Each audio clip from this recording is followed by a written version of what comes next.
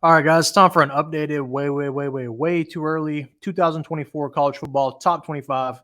We've had some movement since the last time we put out a video in terms of coaches leaving and then following that domino trail, which has resulted in changes at the top, which has resulted in teams dropping out of the top 25.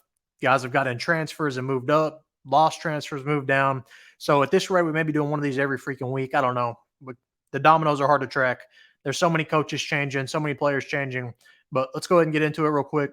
Number 25, SMU.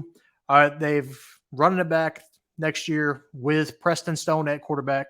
They've got a lot of impressive transfers coming in, and they're headed to the ACC, so that's going to be a little tougher, but they should be competitive in the ACC. Go look at their transfer portal haul. Pretty impressive. Number 24, Liberty. All right, so I was going to drop them out of here, but they end up getting their quarterback back, Kaidon Salter. As long as they've got him, they should be one of the favorites to make the college football playoff as that group of 5 team. Really got a shot there. Number 23, Syracuse. Fran Brown continues to load up in the transfer portal. Look at their schedule. Look at their transfer portal haul. This team has a legitimate outsider sleeper shot at being a college football playoff team next year. Kyle McCord, I believe in him, and Fran Brown has really got him some serious weapons at Syracuse, whether it's O-line, D-line, wide receiver. He's pulling in some serious talent. Number 22, Iowa. Still haven't made an offense coordinator hire.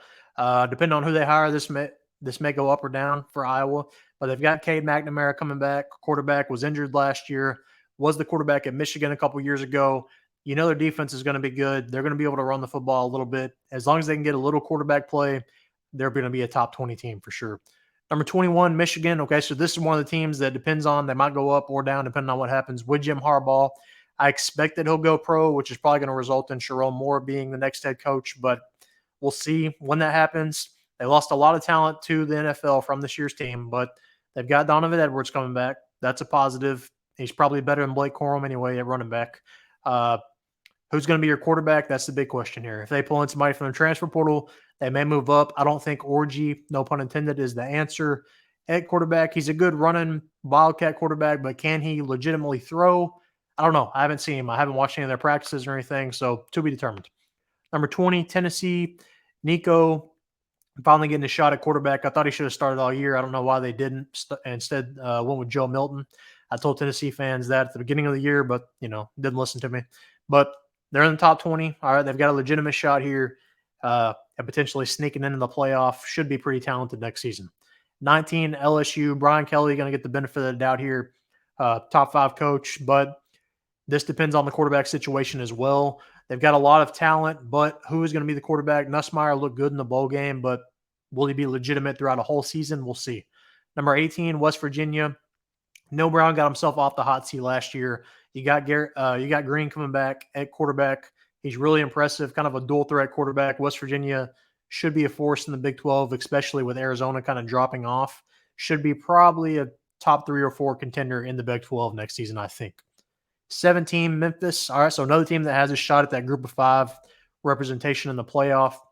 They've got a tough preseason game against Florida State. Other than that, they should run the gauntlet.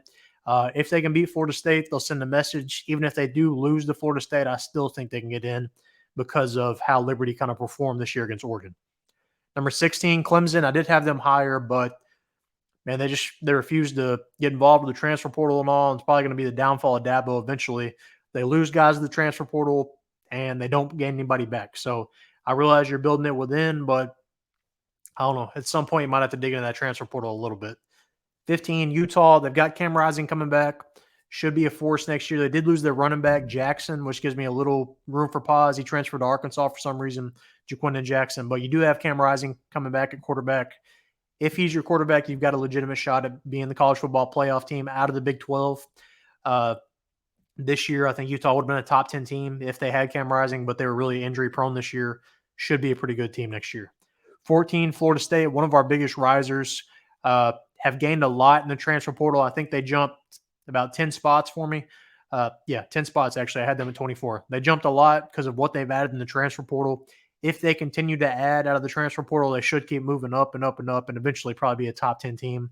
Mike Norvell, hats off to him, pulling in the transfer portal. 13, Notre Dame. Should be a defensive-led team next year. Have a pretty favorable schedule. You've got Riley Leonard at quarterback coming in from Duke. If he stays healthy, I think Notre Dame's a top 5 team. The only thing is I don't know if he can stay healthy. I think he's a really good quarterback, but he is a little injury prone. If he can stay healthy, though, Notre Dame's going to be a force. Number 12, Miami, probably our biggest jumper here. They've got a lot of talent here. They've got the quarterback now. Cam Ward, I've been telling you all along that, yes, he declared for the draft, but he didn't sign with an agent, so I thought he was going to end up at Miami. Ultimately, he did end up at Miami. So I thought this was going to happen for about a month probably. It finally happened. He committed to Miami, so Mario Cristobal's got his quarterback. I think he's an upgrade from Tyler Van Dyke. I like Tyler Van Dyke, but he's kind of been injured the last couple of years.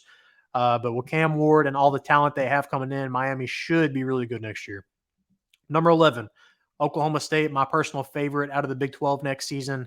They pretty much return everybody. You've got your running back, Ollie Gordon, coming back, and you've got your quarterback coming back, Bowman. I still think they can make an improvement at quarterback, but if not, you got a seventh-year guy running back at quarterback. There's worse options out there, but you've got the best running back in the country. At running back, you've got a shot. Number 10, Louisville. They're loading up in the transfer portal as well. Just got Barron from Tennessee, finally transferred over from Ole Miss to Louisville. They're loading up in the transfer portal. They're going to be legit again next year and should probably be even better than they were this year. Number 9, NC State. All right. You're not going to see them in a lot of top 10s, but I think NC State is going to be really legit this year. They've got a ton of players coming back, and they've done some impressive work in the transfer portal, in particular, Grayson McCall, quarterback from Coastal Carolina. You may remember him. He's won a ton of ball games. NC State head coach Dave Doeren has also won a ton of ball games. I think it's a good mix and a recipe for a college playoff berth. And right now, I think I have them at number 4 in my playoff rankings as far as where they'll be, but we'll see. Number 8, Oregon. They continue to do work in the transfer portal. They're probably going to be in a lot of people's top 4. I'm not quite there yet. I'm not sold on Dan Lanning just yet. I think they're going to be good, but they're going to the Big Ten. That's a completely different gauntlet than it is in the Pac-12. So I think they're good, but I don't know if they're ready for the Big Ten. For example, look back to a couple years ago, they played Georgia week 1, and yeah, all right, they got shellacked, okay, to say the least. And I think they're good. I'm a big fan of Dillon Gabriel, Oklahoma transfer quarterback, and they've loaded up, I think, the past week, last couple of days, really, they pulled in some different guys that should help them in the receiver category and secondary. But still, I'm a little questionable on how they'll perform in the Big Ten. Number 7, Penn State. All right, they made an OC change, hired Kansas' offense coordinator. Kansas offense been fairly impressive at some points. They finally got some weapons, I think, for Drew Aller. Might need 1 or 2 more, but I think Penn State should be legit.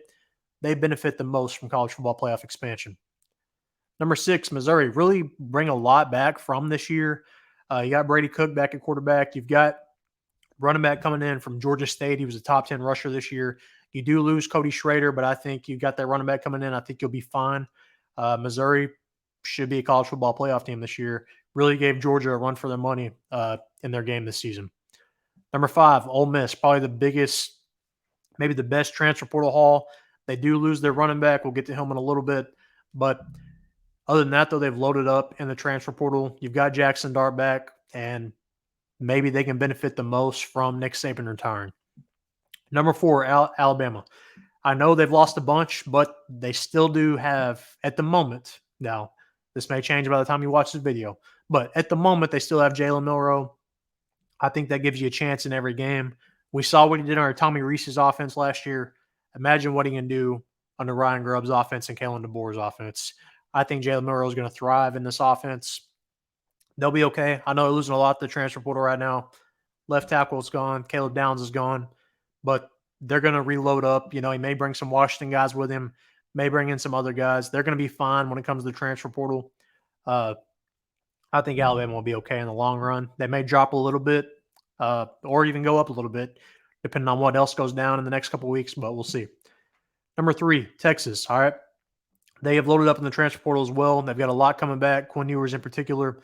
They've got 3 receivers coming in that are really impressive, 1 from Houston, 1 from Oregon State, and you've got Isaiah Bond coming in from Alabama. Quinn Ewers has maybe arguably better weapons than he had this season. Not necessarily the same as far as better, but they're more interchangeable. They're all kind of similar. So he's going to have weapons all over the field. You can mix and match them. You can put them in different. You can put them in the slot. You can put them outside. Put them in the backfield. You can put them wherever the heck you want. He's going to have weapons all over the field. Got some good secondary pieces coming in. Talked about Clemson's downfall in the transfer portal earlier. One of their safeties committed to Texas. Could be bringing in a Washington corner as well. He's visiting there right now as we speak. Texas is going to be legit. Number 2, Georgia. All right, they've got some impressive guys in the transfer portal coming in as well. You got Carson Beck. Anytime you have Kirby Smart, you've got a chance. And the good news is for these top 3 teams here, talked about Downs earlier. He's probably going to one of these 3 schools. So whichever one gets him is probably going to benefit a little bit and possibly move up. But Georgia, you've got the best head coach in the nation. You've got a solid quarterback that might be a first-round pick next year. They're going to be okay. Number 1, Ohio State. They were not my number 1 in the last one. I think I had them at number 4. But their transfer portal, they are loading up.